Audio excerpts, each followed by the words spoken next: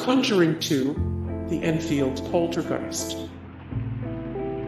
James Wan's initial entry into the Conjuring series is an immaculate horror narrative. By casting aside the trappings of modern horror jump scares, ironic detachment, he's able to show a family in peril while simultaneously scaring audiences out of their seats. That film's sequel is fine. There are definitely some very scary moments, but by the end of the film, Wan's managed to turn Ed and Lorraine Warren into Christian superheroes, and the whole thing feels a bit off. Based on the actual events of the Enfield haunting, The Conjuring 2 plays out like admittedly well-crafted piece of fan fiction. The film's climax pits Ed Warren against a demonic nun, and the main character overcomes death with the power of God. The whole thing is hard to watch. It paints the Warrens as divine superheroes, sacrificing good, old-fashioned scares. More The Conjuring 2, The Enfield Poltergeist 72 of 722, the best horror movies of all time, 14 of 19, the best movies coming to Netflix in February 2021, 6 of 105, the best horror movie sequels. Saw Roman 2. The first Saw film is an anomaly. Accomplishes a lot on a shoestring budget, and manages to tell a psychologically gripping tale that's equal parts genuinely disturbing and disgustingly graphic. Despite its faults, the movie really is an achievement in horror that's been overshadowed by the torture porn label its follow-ups justifiably earn. While the first film makes the audience wait for the final, excruciating scene wherein Dr. Lawrence Gordon saws his foot off, Saw Roman 2 does away with the mental games and starts killing people with a 13-year-old boy's sense of irony. A recovering addict is tossed into a pit filled with dirty hypodermic needles, only to thrash around in an excruciating extended sequence. A guy is shot through the eye after looking through a peephole, and one character is burned alive after he decides it's a good idea to crawl into a furnace. All of the subsequent Saw movies decided to stick to the model established by Saw Roman 2, and by 2017's Jigsaw, basically all of the original film's mystique feels like it's been ripped apart by a reverse bear trap. More Saw Roman 2 behind the scenes of the infamous needle pit scene from Saw id best Saw characters in the whole franchise, ranked 7 of 88, the goriest movies ever made. Scream 3. The first Scream is such a good movie. It's smart and funny in a brilliant way that horror films have been trying to duplicate since the 90s with very little success. It also helps that the film opens with one of the biggest gut punches in horror history. While the first Scream movie provides a witty critique of the horror genre, the third go-round tries to take the meta-concept even farther, but ends up falling on its face. Scream 3 is about making a sequel to a movie within a movie, and falls back on tired cameos as a way to keep the audience's attention. Jay and Silent Bob pop up at one point, and Roger Corman shows up to firmly grind the film into B-movie territory. Carrie Fisher even stops by to try and save the movie, but sadly it doesn't help. It's disappointing Scream 3 didn't work. The concept is solid, but the whole thing just wasn't executed properly. Still, at least it's still better than the Scream in TV original series. More Scream 3, 237 of 722, the best horror movies of all time, 49 of 88, the goriest movies ever made, 35 of 105, the best horror movie sequels. Return of the Living Dead 3. For 2 brief installments, the Return of the Living Dead franchise was a welcome variant in the world of zombie films. The first 2 movies run on a manic energy, that provides viewers with everything lacking from Romero's Living Dead series.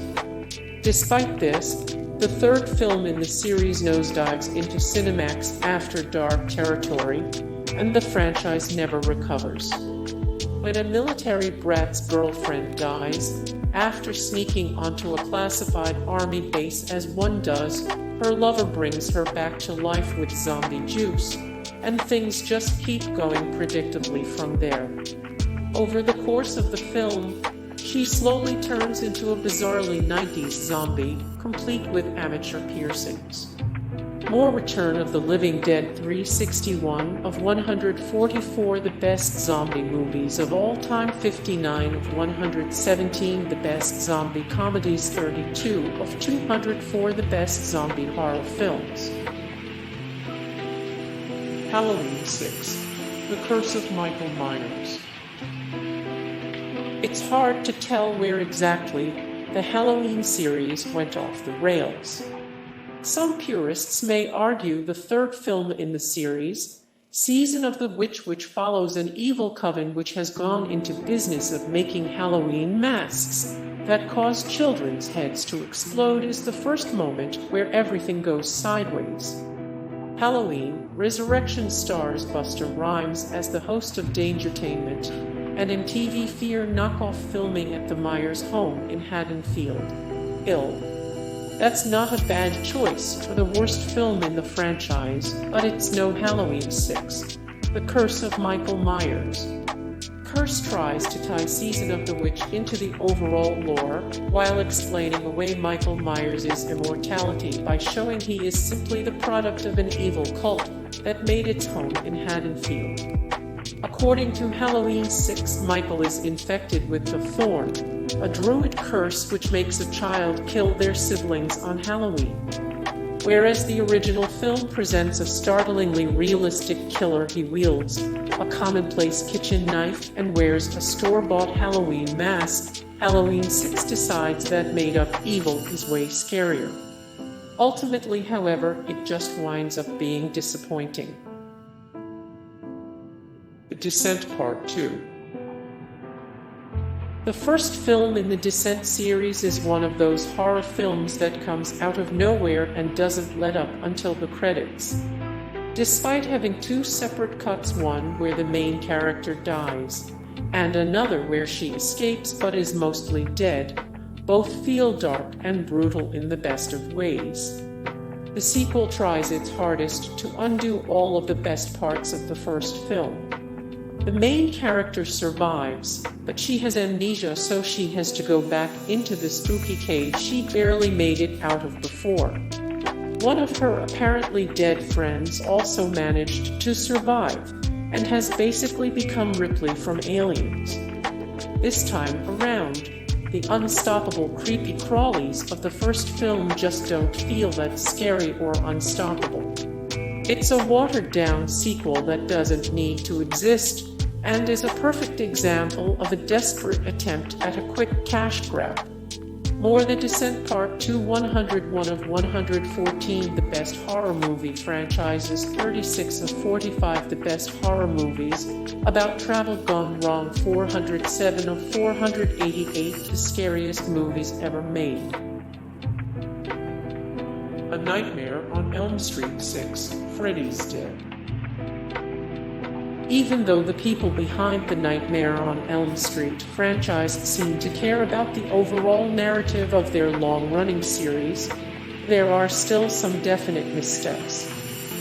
Nightmare on Elm Street 2, Freddy's Revenge could have easily derailed the entire series, as the sequel to Wes Craven's surreal masterpiece pulls its punches in every way imaginable. The fact that the series was able to come back so strong with 1987's Dream Warriors is nothing short of a miracle. As bad as Freddy's Revenge is, it's nothing compared to Freddy's Dead. The sixth film in the series is so bereft of ideas it leans on a series of cameos from people like Roseanne Barr, Tom Arnold, and Alice Cooper. The horror of the original film is completely absent, and in its place is a husk of a story ending with Freddy being blown up by a pipe bomb.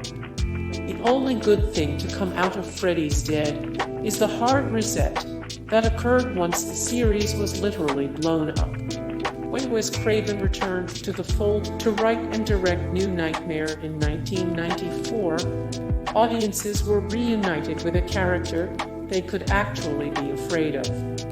More Freddy's Dead, the final Nightmare 192 of 224, the worst sequels of all time, 5 of 12 horror films where you gleefully root for the villain, 8 of 9 the best Nightmare on Elm Street movies. Jason Goes to Hell, the final Friday. It's hard to quantify just how big of a misfire Jason Goes to Hell really is. While none of the Friday the 13th films are great, not every Jason sequel is horrible. Part 3 has that amazing disco theme. The final chapter is passable, if boring. The new blood brings in a weird psychic element, and even though most of Jason Takes Manhattan takes place on a boat, it's actually very entertaining. Despite all this, one could argue that every Friday the 13th movie since the original has jumped the shark in some way, but Jason Goes to Hell is by far the most ham-fisted. This sloppy mess reveals Jason is actually a demonic slug that jumps from body to body, and the resulting story is never quite sure of what it wants to say. There's a badass bounty hunter chasing Jason. The government wants to kill him, and the ending of the film liberally borrows from Peter Jackson's Dead Alive. After Jason Goes to Hell, the character goes to space for the abysmal Jason X, then dukes it out with Freddy Krueger, a crossover film fans should have never asked for.